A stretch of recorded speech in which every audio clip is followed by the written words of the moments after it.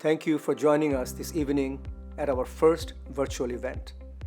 We hope that no matter where you are, you're enjoying a dinner with your family and friends.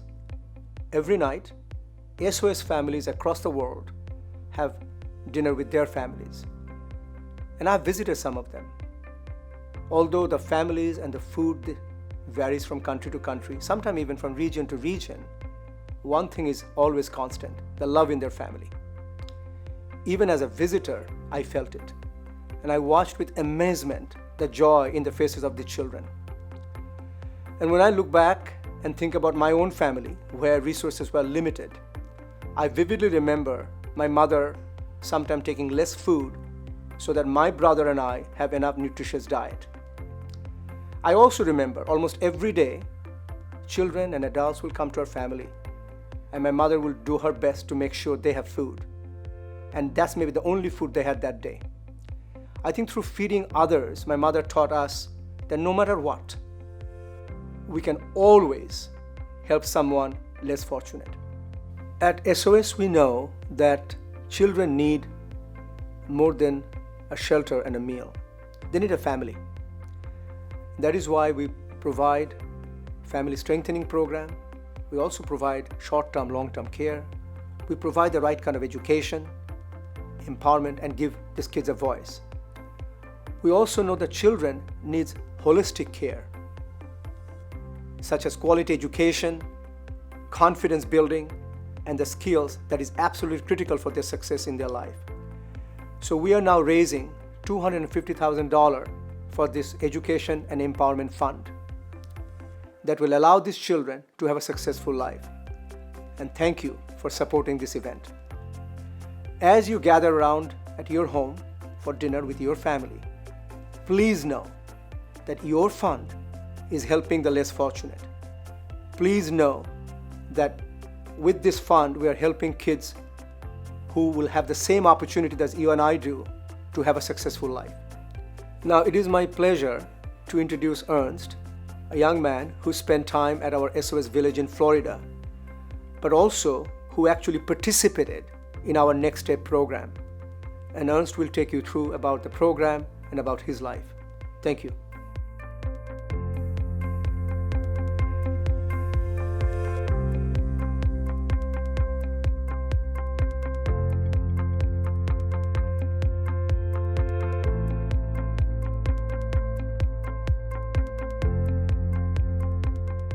I just wanted to first and foremost say thank you to all of my friends who helped me out through this terrible law school journey. So Ohi, Isha, Jazz, Billy, Tanasia, Niasia, Lex, Yolanda, definitely Yolanda. You guys are amazing. Thank you. Tell me a little about your story. I'm originally from Fort Lauderdale, Florida.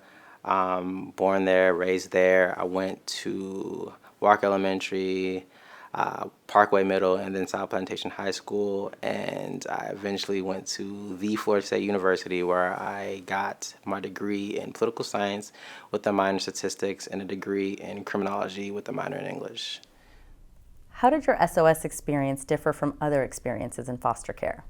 My SOS experience differed substantially from my Okay, so before I got into SOS, I was at a group home, and there I was getting my personal belongings. They were in a bag, not in a place where you should put clothes, and not a dresser. And I was getting my stuff stolen, so I would walk by literally the corridors of my group home and see my shoes, my jackets on other persons, and we would have to literally get into physical altercations about whose jacket or whose shoes those were. So of course, SOS is a completely different feel from that. So when I got to SOS, it was a lot different. I was like 15 going on 16, a little older, because when you're that age, nobody wants to actually adopt you, or they don't really want to have someone they can't actually mold. So it was different. They did a lot of life school training. It was about how do you survive outside of this system, and it's more or less from a way to empower you. So it taught life school classes, cooking, how to get a bank account, how to change lights and just be functioning adults. it was fun. But mostly they primarily work on trying to keep families together. So I was by myself, but I was around people that were around their brothers and sisters, and that I felt good as well. I'm guessing you've now had the opportunity to use some of those life skills. Reflecting back, what was the most valuable lesson?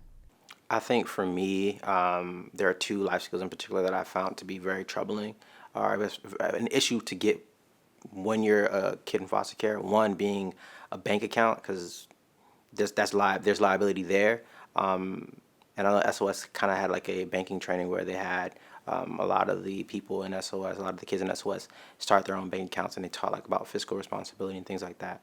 And then the other thing, which I found to be, I think, a little bit more important, and doesn't occur to everybody, that kids in foster care don't have the ability to get their permits sometimes because of the liability issues of who's going to teach them how to drive.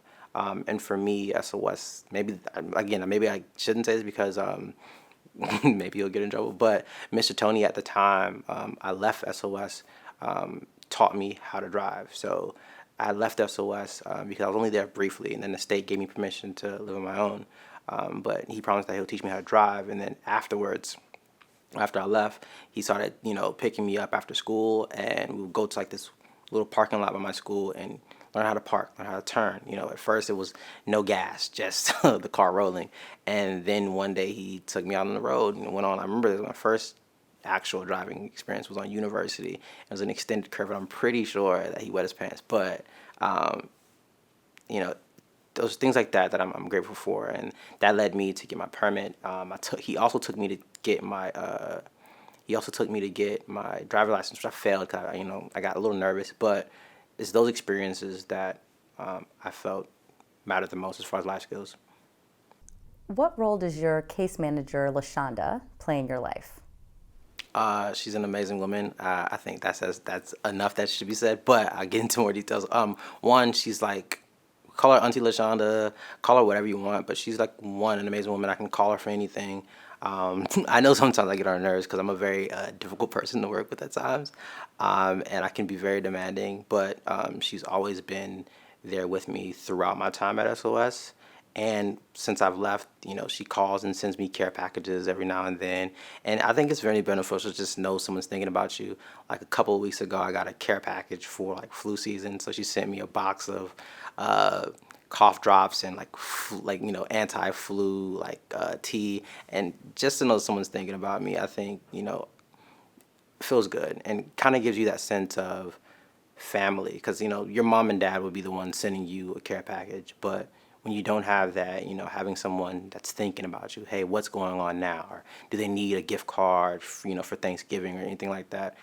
She's always been there. And on top of that, she kind of acts as a counselor. So if I'm going through something, I'm like, oh my God, law school sucks, I don't want to be here anymore. She's kind of like, hey, calm down, it's not that serious. I love her to death. And if you're watching this, thank you so much. How has SOS and the Next Steps program specifically supported you on your educational journey?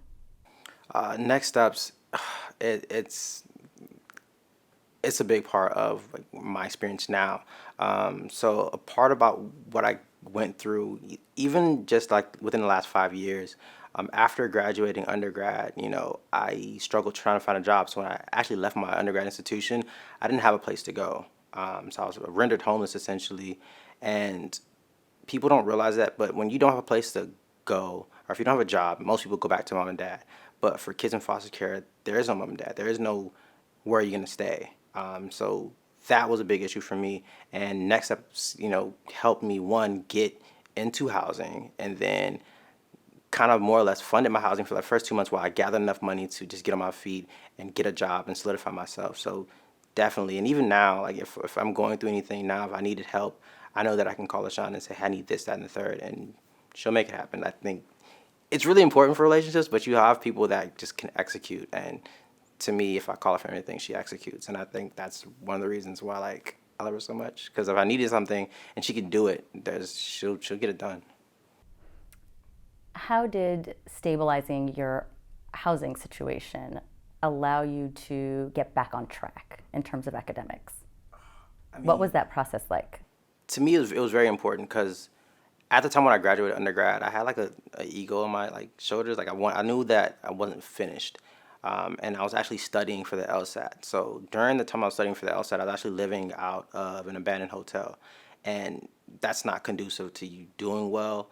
I didn't have a place to like truly study. I would get up every morning and just go to Starbucks. I didn't have a place to. I didn't have a desk at home to study with. But when I finally did get housing, LaShonda one fully furnished my home.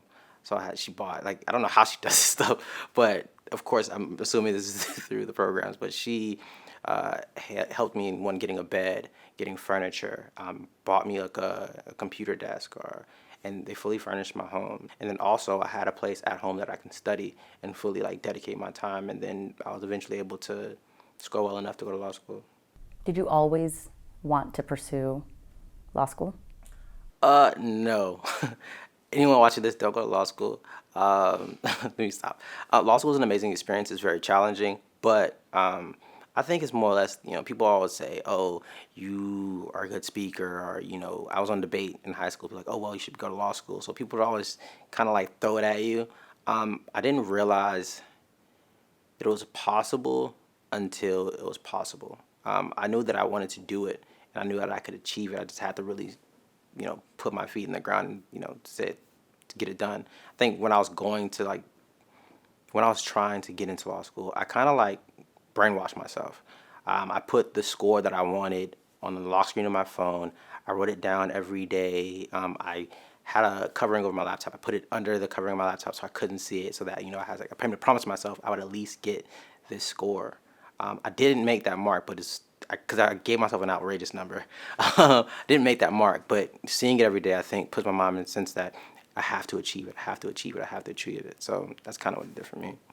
So you graduated from FSU with degrees in both political science and criminology, and now you're pursuing business and law. How do those connect to the work you're doing to advocate for change in the foster care system? For me, I've always wanted to leave. I really do want to help, I guess, people that are similarly situated to move forward. So if it doesn't necessarily benefit me, that doesn't matter. But if I can leave something behind for someone else to climb up on, I think that's the primary reason that I'm alive. I've done work in the Department of Children and Families. I was a part of the LSAT committee to extend the age of foster care to 21. And then when I originally came to law school, I wanted to be a juvenile attorney. It's because I worked at a juvenile prison in Florida for like a couple months. And one of the things that they told me when I first got there was that when I came there, when I first interviewed, there was like, you can make change and everything like that. But when I first got there, one of my supervisors was like, well, you can't really affect any of this, and most of them are going to end up in prison. And what hurt me the most is because a lot of them were in foster care. A lot of them were a part of that system. So to me, that meant kids like you are going to end up in prison. And I just couldn't accept that. So I went on to Howard to try to make a change. I'm not on that track anymore, but I still want to be able to give back in some meaningful way. Speaking of giving back and also laying a pathway for the future, what can you tell us about your siblings and how they've inspired you to be a role model? So I know that they're looking at me. And my brother, my youngest brother, would always say, everything that you say you're going to do, you do. And I admire that. But it is kind of scary because it puts more pressure on me. Like, I have to do it now if I say I'm going to do it. But it also means that, again, they're looking at me. So I wanted to make sure that I don't do anything that they would follow into despair. I could have ended up selling drugs. I could have ended up, being a product of where I was. But knowing that they're looking at me, I know I don't want that for them. So I went on to go to college, and then my youngest brother was like, if you can do it, I definitely can do it. And he ended up going on to University of North Florida, and he just recently graduated. So like, yeah, stuff like that drive me. I'm proud of him, and I love him. And he's go on to do better things. He's better than me. He's going to do better things. But that truly drives me because I know that they're looking at me. And it's pressure, but it's good. It's a good pressure. Yeah, it's a good pressure. What are your dreams for the future? I have to figure out a way to change the world, one. But more importantly, after graduating, I'm going to sit for the bar in July, and I'm going to pass the bar. And then I'm going to move to Chicago and practice law and going to do great things. I think that's what I'll be doing as far as the job is concerned. But as far as what I'll be doing as far as activism, I do want to set up, if possible, to sit on the board of some of the organizations that I've came up under. I can probably sit on the board of Handy. I'll probably talk to LaShonda about setting up a scholarship, just something like maybe like a match program. Like I can put in half, another organization can put in half, and we can use that money to affect change. And I definitely do want to like give back. To me, that's more important than what I'll be doing. To me, there's just lives that need to be changed. When I was at Florida State University, I helped start the Young Congress Scholars Program, and that dealt with trying to make the campus smaller for kids in foster care and relative care. When Thanksgiving came, you couldn't go home. When Christmas break came, you couldn't go home. So now they have housing situations that people can stay at during those breaks, and they have different events put on by the university and the program directors that help those children, not children anymore, those young adults, not have to go home or not have to experience a loss in housing simply because of a condition that affected them. And that's what I want to change. That's what I want to affect. You're obviously incredibly ambitious. You've said a number of times, there's nothing I can't do. Where does that confidence come from? I know that everything that I write, anything that I say will come to fruition if I really put everything I am into it. And I believe in one truth, that so shall it be written, so shall it be done. And if you write it down, you can execute it. Just write it down and execute. And for me, if I tell the universe what I want, it'll echo. Like they say, energy is never created or destroyed. If I put the energy out, it'll come back to me in some way. It may not come back to me as fast as I want it. It may not come back right exactly when I want it, but it'll come back. And I believe that for everything that I'm worth. What is the one thing that you want the world to know? I'm not done. I'm not done now. This is just one of many steps that I have to take. I want to be in a place where I'm comfortable. I'm not even comfortable now. Even with all this, I guess, the relative success that I've accomplished, I don't feel complete yet.